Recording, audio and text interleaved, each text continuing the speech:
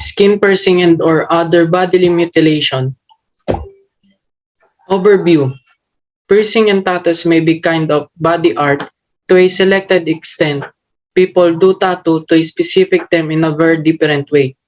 It should be a kind of motivation to remind them of their past mistakes, to represent a specific reasonable like brotherhood or sisterhood, or even for decorative purposes. However, a tattoo could also be a method of self-mutilation as tattoos are going to be addictive as they're doing them excessively with no apparent reason in any respect. Pros or advantages. In terms of ethics, the divine theory is often accustomed to talk over with anyone of family of related ethical theories. What these theories have in common is that they take God's will to be inspiration of ethics.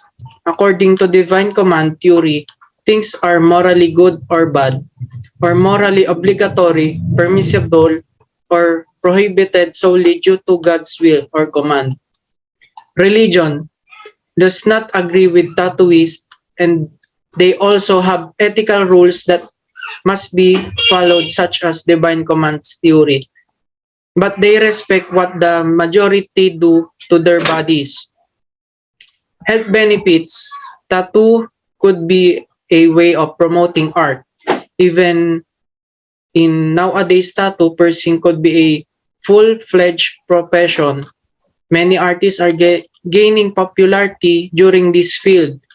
They use their imagination to create masterpieces, and many celebrities also appreciated their work. Increased confidence. It also raises self-worth. They get tattoos to understand that they need become strong, observe life. There's also a meaning. Maybe they love art so that they get tattoos. Hey, sir, and my name is Rodrigo C. Salvador, and first is cons or disadvantages. Although tattoos, body piercing, and body modification is become far more popular among adolescents and young adults, family and youths need to understand health risks that might be associated and what potential complements could exist. And in terms of ethics, the ethical theory or virtues states that we can judge a person decision based on her character and morality, and in the way someone lives his or her life can explain any ethically decision according to his theory. Health risks. Infection may occur as results of poorly clean or unsanitary equipment. It's also a break in situations where aftercare instructions don't seem to be followed. Regardless of where you decide to urge a piercing, choose a reputable sanitary establishment.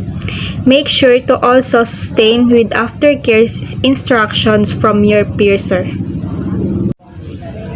Regrets. It is also inevitable that we will regret what we did, so once you really want to get tattoo, etc., you should really want to do it, because this lifelong and repentance is always late.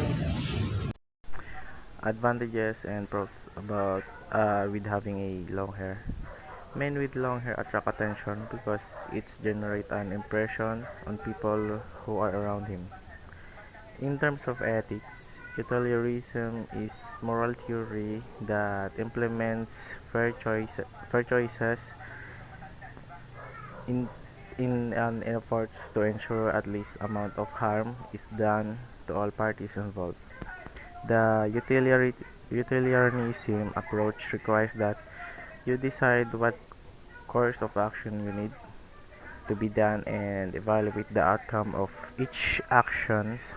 Cons and disadvantages of having a long hair and multicolor hair for both male and female. The disadvantage are the order of the hair when entering, and I also know that long hair is not allowed when it comes to university. It also said to formally look at the student once the hair is clean. In terms of ethics, theory of ethics of rights and justice are based on the consonance of all human beings about the nature of human dignity. Basic rights include right to life, justice, education, freedom, or belief and expression. Here I can say that the students really need to say about the hairstyle, maybe another don't have a haircut or they give an opinion about it. This certifications may come to the point that they get upset because of the time they took care of their hair and eventually they just cut it.